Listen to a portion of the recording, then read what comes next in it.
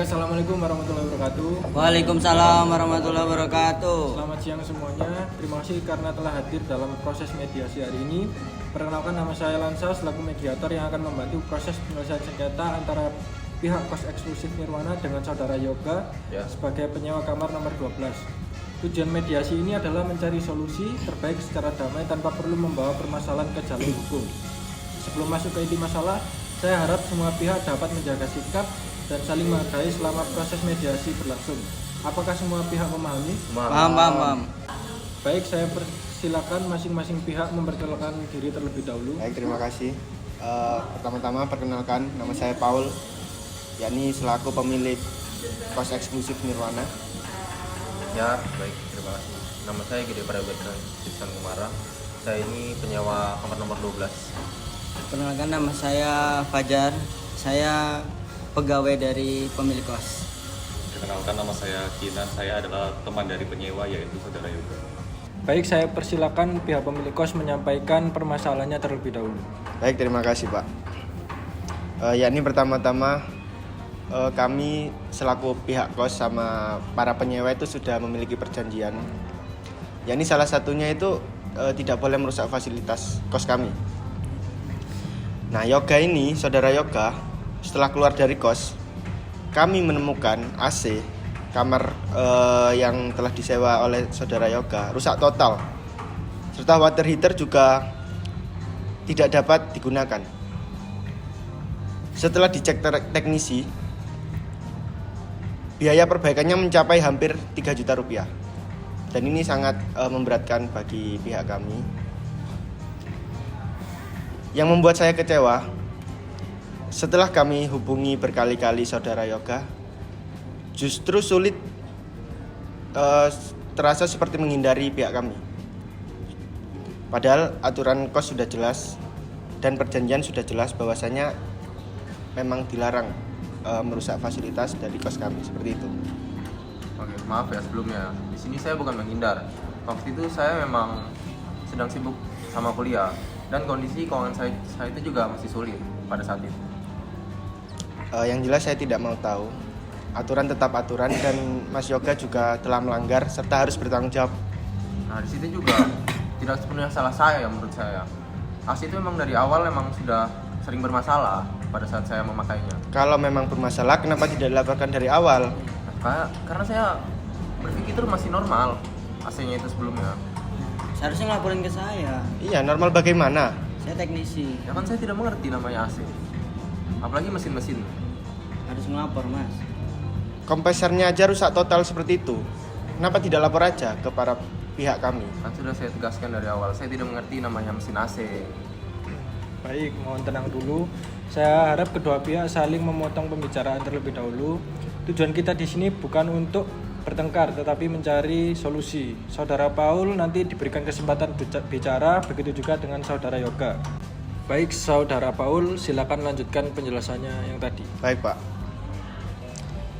Yang saya permasalahkan itu bukan cuma kerusakannya, Pak, tapi rasa tanggung jawab dari saudara Yoga itu. Karena setelah keluar dari kos itu saudara Yoga emang tidak ada inisiatif datang ke kita untuk bertanggung jawab. Saya cuma merasa kecewa aja di sana. Jadi kalau saya boleh jujur ya, kemarin itu saya takut dimintai bayar untuk sepenuhnya. Dikarenakan saya tidak mempunyai uang sebanyak itu untuk membayar kerusakan AC yang saya perbuat. Kalau memang ada itikat baik itu ya penting datang aja. Urusan uang itu urusan nanti. Yang penting ada itikat baik dari saudara Yoga.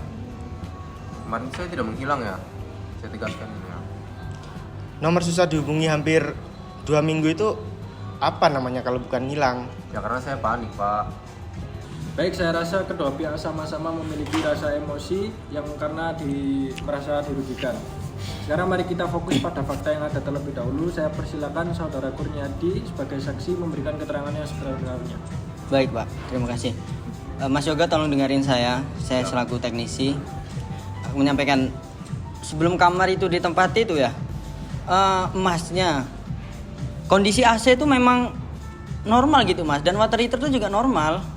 Nah, selama masa sewa memang pernah ada keluhan AC kurang dingin seperti itu. Tetapi setelah dibersihkan kondisinya kembali normal.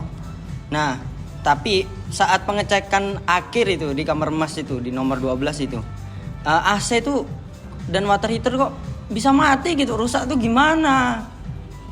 Ya, jadi ya saya emang sering pakai AC, tapi emang semua penghuni kos juga tetap sama, begitu juga AC-nya yang dipermasalahkan. Tapi agak ngerusak mas. Yes. Rata-rata tuh ngelapor Mas orang-orang. Mohon jangan memotong dahulu ya. Iya, baik-baik. Saudara Kinan silakan memberikan keterangannya. Jadi saya biasanya memang main ke kamar yoga. Nah, biasanya kan AC itu biasanya tetap nyala walaupun kita keluar beli makan gitu. Terus untuk water heaternya sendiri, biasanya yoga terus setting di yang paling panas terus. Ya karena emang tidak panas water heaternya. Tapi setidaknya ngelapor dong. Ya, saya mana tahu masalah gitu. Ya kalau emang ngerasa masnya nggak panas water heaternya, ya kan bisa ngelapor pada kami. Bisa kami urus loh mas masalah itu. Baik, cukup. Saya memahami posisi di kedua pihak ini. Pihak kos merasa dirugikan karena fasilitas rusak dan tidak langsung mendapatkan tanggung jawab. Sedangkan pihak penyewa merasa keberatan karena biaya yang diminta terlalu besar. Karena itu saya harap kedua pihak mulai memikirkan solusi bukan saling menyalahkan. Saudara Paul, apakah tujuan utama saudara adalah mendapatkan penggantian kerugian? Iya pak, saya hanya ingin saudara Yoga ini bertanggung jawab pak. Kalau saudara Yoga menunjukkan itikat baik dan bersedia mengganti kerugian secara bertahap, apakah saudara bersedia memberikan keringanan? Ya kalau memang ada keseriusan bisa saya pertimbangkan. Baik, saudara Yoga, berapa nominal yang sanggup saudara bayarkan? Kalau langsung 3 juta saya tidak sanggup pak. Saya ini masih kuliah dan uang bulanan saya juga terbatas.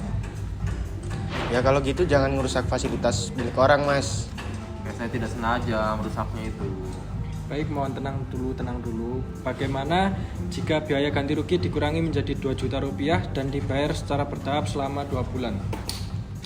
2 juta itu ya sebenarnya masih kurang pak. Kalau memang ada kepastian pembayaran ya mungkin bisa saya pertimbangkan sih. Kalau dicicil 2 bulan saya masih bisa usahakan sih sepertinya. Apakah pembayaran 1 juta per bulan disetujui? Ya boleh pak, saya setuju. Ya saya juga setuju deh. Dengan demikian para pihak telah mencapai kesepakatan. Adapun isi kesepakatannya yaitu yang pertama, saudara Yoga mengakui adanya kerusakan fasilitas berupa AC dan water heater selama masa penyewaan kamar kos. Yang kedua, saudara Yoga bersedia memberi ganti rugi sebesar 2 juta rupiah. Yang ketiga, pembayaran dilakukan secara bertahap selama 2 bulan. Yang keempat, pihak pemilik kos menerima penyelesaian tersebut dan tidak melanjutkan perkara ke jalur hukum selama kesepakatan dipatuhi. Yang kelima, kedua pihak sepakat menyelesaikan perkara ini secara damai dan kekeluargaan. Apakah kedua pihak setuju? Ya setuju. Ya saya juga setuju. Baik, dengan tercapainya kesepakatan ini, maka proses mediasi dinyatakan selesai. Terima kasih kepada seluruh pihak karena tetap bersedia menyelesaikan masalah ini dengan kepala yang dingin. Mungkin itu cukup dari saya, kurang lebihnya saya mohon maaf. Wassalamualaikum warahmatullahi wabarakatuh. Waalaikumsalam warahmatullahi wabarakatuh. Mas Pak. Pak, terima kasih Mas.